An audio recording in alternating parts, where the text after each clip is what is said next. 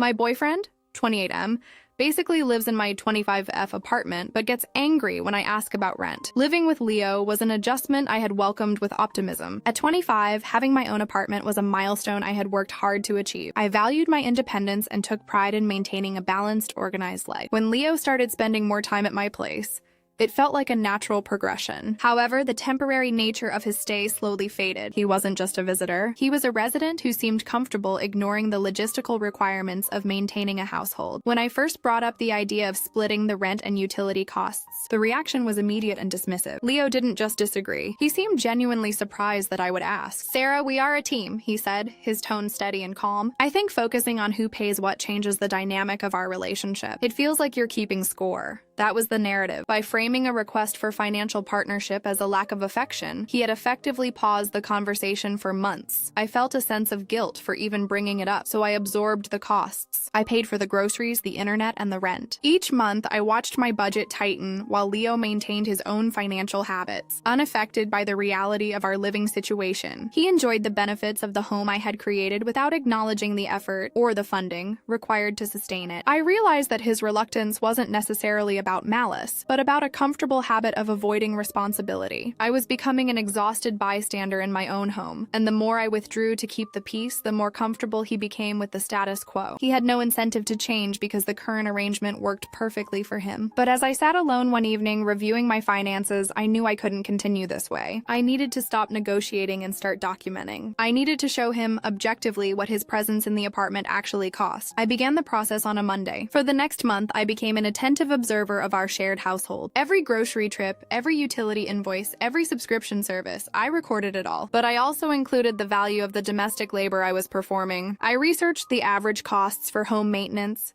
cleaning, and meal preparation in our city. It was an enlightening exercise. When I saw the figures gathered together, the reality of the situation became clear. I was subsidizing our living situation significantly. I kept my findings in a private, organized digital folder. I didn't let my frustration show. Instead, I remained consistent and pleasant. When he left chores incomplete, I didn't react with criticism. I simply noted the task and continued to handle it, adding it to my list. I wanted to be prepared with a complete, accurate picture of our life. The shift in my demeanor seemed to be ignored by him. He remained comfortable, treating the apartment as a space he had a right to manage without the corresponding obligations. He started inviting friends over frequently, assuming I was fine with the extra noise and the additional strain on our shared resources. I would just observe, noting the costs and the impact on my time, all while preparing for the day of reckoning. I knew the conversation would come, and I wanted to be perfectly prepared. I practiced how I would present the information, ensuring my tone was professional, objective, and calm. I wasn't looking for an argument, I was looking for clarity. The more I prepared, the more confident I felt. His potential reactions, whether defensive or dismissive, began to matter less because I knew my own position was grounded in facts. The day I chose to have the conversation was a quiet Sunday morning. The apartment was tidy and the environment was calm. Leo was relaxing in the living room. I walked over, opened my laptop, and sat nearby. "Leo, we need to talk about the finances regarding the apartment," I started, keeping my voice even.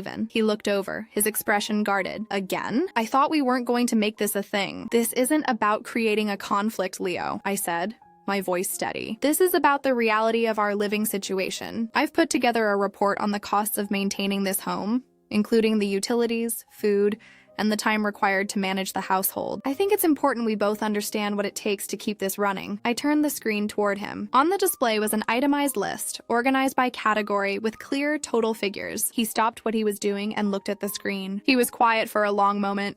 "What is this?" he asked. "It's an overview," I replied, my tone professional. "This covers the share of rent, utilities, food, and the cost of the labor required to keep the home functional. It shows what it actually costs to live here comfortably." He leaned forward, looking at the numbers. He didn't respond immediately. The defensiveness I had expected was replaced by a visible realization of the actual numbers involved. "I didn't realize it added up to this much," he finally said, his voice softer. "It does," I said. "And as we move forward, I need us to be partners in this. I can't be the only one responsible for the logistics and the costs of our home. I need you to commit to splitting these costs and the household responsibilities fairly, starting next month." I stood up, closing my laptop. "I'm not asking for this to be difficult, Leo. I'm asking for this because I value our relationship, and for it to work, we have to be on the same page regarding our life together. The days that followed were significant. Leo didn't immediately agree, but the spreadsheet had removed the ambiguity. He could no longer claim that he didn't know or that the costs were trivial. We spent the following week discussing what a fair split would look like, considering his current financial situation and my own. It wasn't a perfect conversation, but it was a productive one. He realized that his previous stance,